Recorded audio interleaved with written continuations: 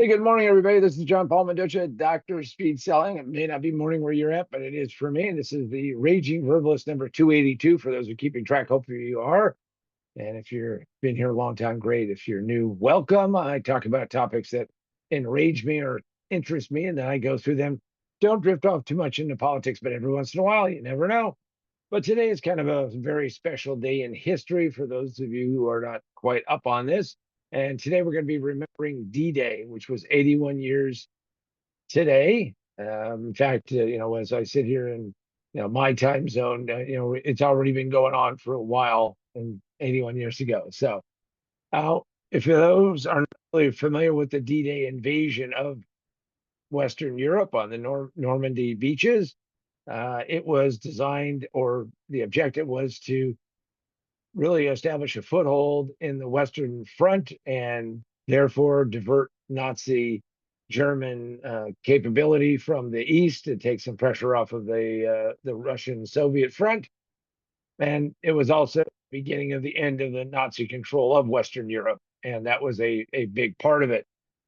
Now, it was named Operation Overlord, and it is one of the most significant operations in military history. It was massive. In fact, it was designed to be this wow thing. Now, there's always things you can learn from history, and that's partly what we're going to be talking about today, but also some of the other things that needed to be said. So, one of the biggest things, of course, is that the planning doesn't, it's something of this size, massive, over 150,000 troops landed, doesn't happen because it's just something that, well, you wait one day and you get it going.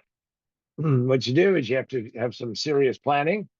And D-Day planning started in 1942, early 1943. They named Eisenhower as the supreme commander and in charge of Operation Overlord. Big, big steps to have to take. Again, this was an attempt to really change and alter the war. Of course, there were people who said once we invade, the war's gonna be over in just a matter of weeks. Turned out not to be correct. It was almost a year, 10 months at least, before that happened, and that was at least in Europe. Now, the key part of it is that the Germans, the Nazis, Hitler believed that the only place that you could absolutely stage a landing would be Calais, because if you look at a map, for our cartographers out there, you look at a map, the closest distance between England or the UK to France is Calais. They put a lot of resources there, and in fact, that was a big part of it, to pick Normandy, because Normandy, they were going to hit at 5 different beaches. They named them a variety of different things, Omaha being the bloodiest. And of course, they named them these things not because that's what the French called them. It was named because it was what the Allies were going to call them for what they were trying to accomplish. So D-Day planning was quite strenuous and quite serious about what was going to happen. And during this site selection, is they were looking for less concentration of German defenses. The Germans had built up arsenals all along the coast, trying to prevent an invasion, just as this. Um, and Normandy was chosen over Calais because, of course, first off, it was less fortified, had fewer men there, fewer troops. Still close proximity to England, only 100 miles across the channel there, which is still quite a distance, a logistical nightmare. There's the potential of air cover, and that the range of air cover was good. And of course, it was 5 beaches over a 50-mile stretch of the coast. Now, part of this is that they said, well, we've got to do a deception. Now, for those of you who are not well versed, but readers, just understand that there is a part of The Art of War by Sun Tzu. If you've not read it, I recommend it. It's one of the 3 books that I recommend to every business owner, sales, entrepreneur, marketing, really anybody. But if you're in that business, got to read The Art of War. And of course, The Art of War talks about the power of deception. So they came up with Operation Fortitude, and Operation Fortitude was a fake. It was designed to, in fact, entice and tell the Germans, yep, this is going to really be what we're going to do.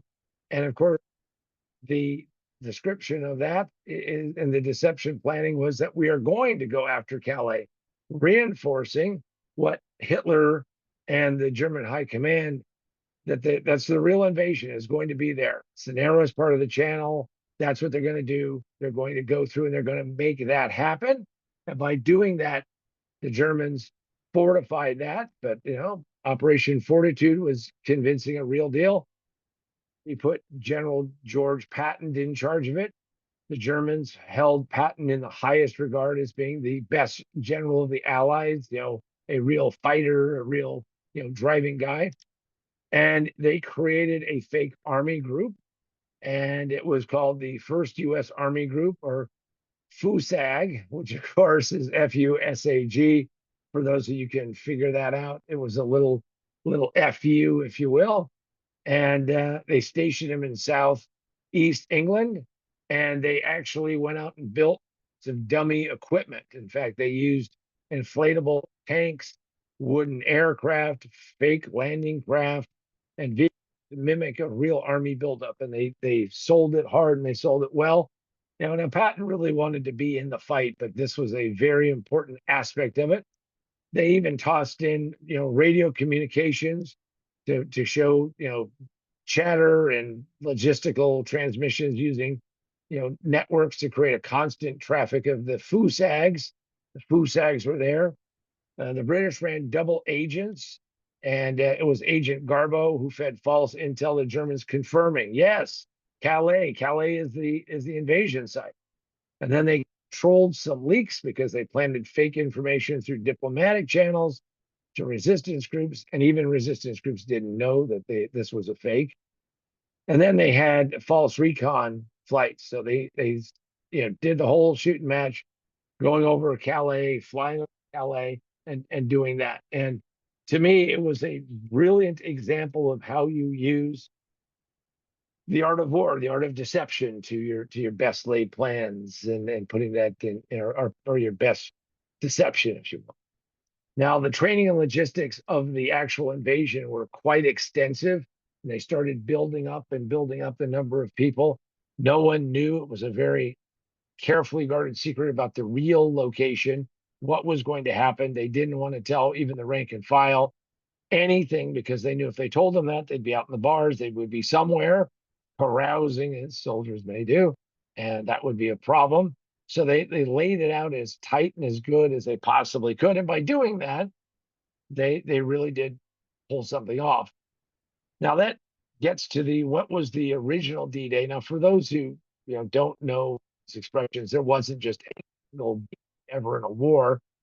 D-Day, something happens. It's that date that's the date in the calendar. And D-Day was not designed for June 6, 1944. It was designed for the 5th.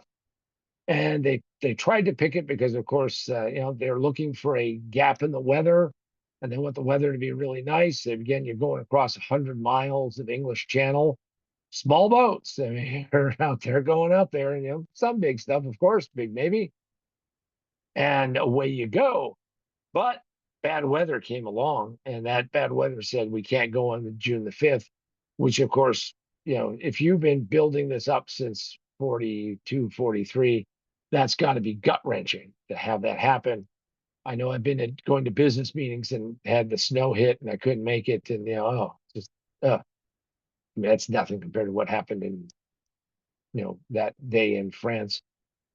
So the weather turned, and it was a curse, really, and it was a curse that said, hey, we had our best laid plans, we got all this set up, we got Patton with the fake army, with the FUSAG, we got all of this other stuff going on, but actually turned into a blessing. And the blessing was that the German high command, they were absolutely convinced that there's no way anybody would be going out there in this kind of inclement weather. They can't operationally go do this.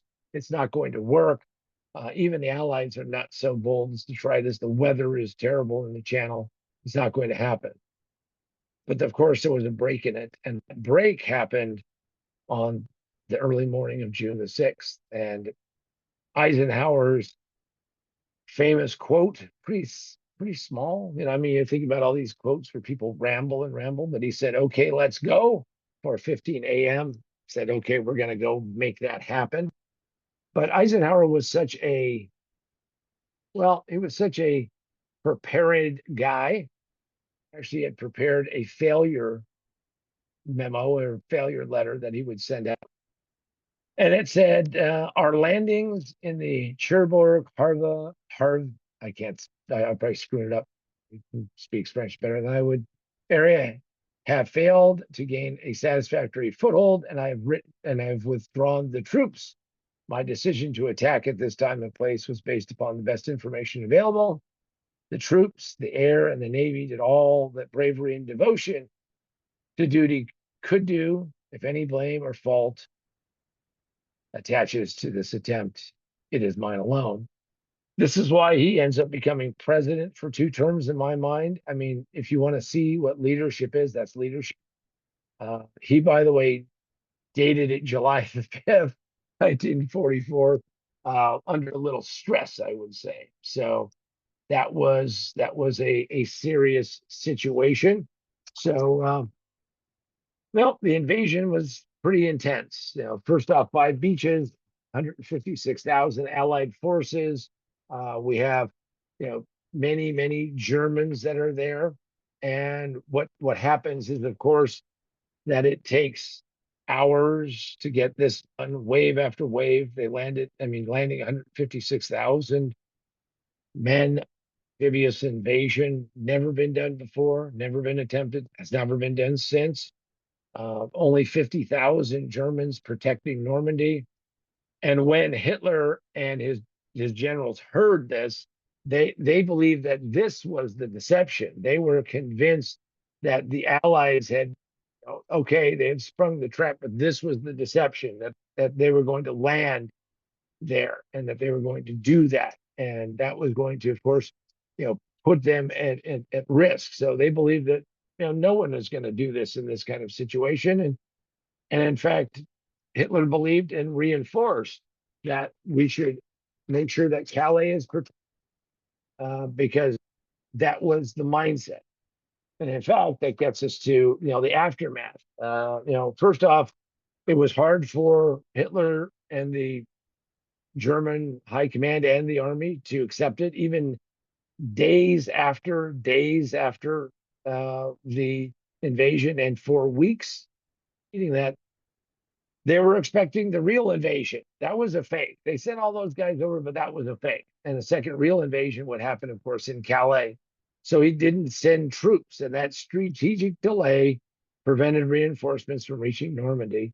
Frankly, that was a big part of how that would be successful, would go down in history as a giant blunder and a mistake. Too many casualties, though. 10,000 Allied casualties, 1,000 dead Germans. Not an accurate, up to 9,000 people dead out of 50,000. Terrible, horrific losses. Now, the war wasn't over in just a few minutes, a few weeks. It was months that it would take, and it was a hard, grueling fight to get to all the way there. But it was the way that onto that. On a personal note, I had 2 uncles that landed in Normandy. My Uncle Joe, don't know which wave he landed, never really talked about it that way, but he was there. He talked about being strafed and bombed by the Luftwaffe because, when the weather cleared, the air battle ensued. There was no place for Allied, fighters to be over there to protect him. My Uncle Stan talked about, all about how when the landing craft was coming up to the beach and how the water was pounding and the spray was going on, and they dropped that front gate, and he stepped off, and just the horror that he saw. All he could remember, really, again, I think he didn't want to, was the sergeant yelling and screaming, whistling, saying, keep moving, keep moving, keep moving, keep moving, because that made the most sense. The point of this is that we want to always remember history.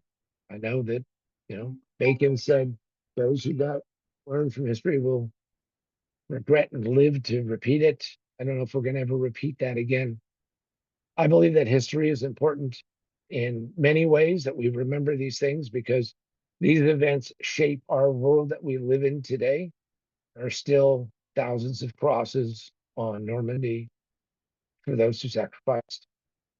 More importantly, for all of you, for all of us, is that we want to learn the history of what our world is, the things that I believe that there's value in learning this. There's value in becoming very aware of what's going on, because if you do, and you not waste time going, well, it doesn't really matter what happened, because it is always built on top of each other.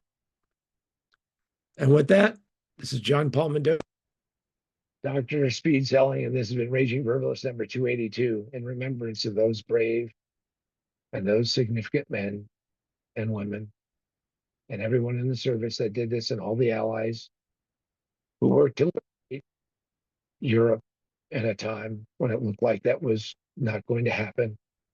It was never for it was never a foregone conclusion that that was going to be successful, but it was. And I wish you great success. Hopefully you'll remember them, learn from them, and more importantly, be as brave and as bold as they were. Until next time, this has been the Raging Verbalist, and we'll see you on the next.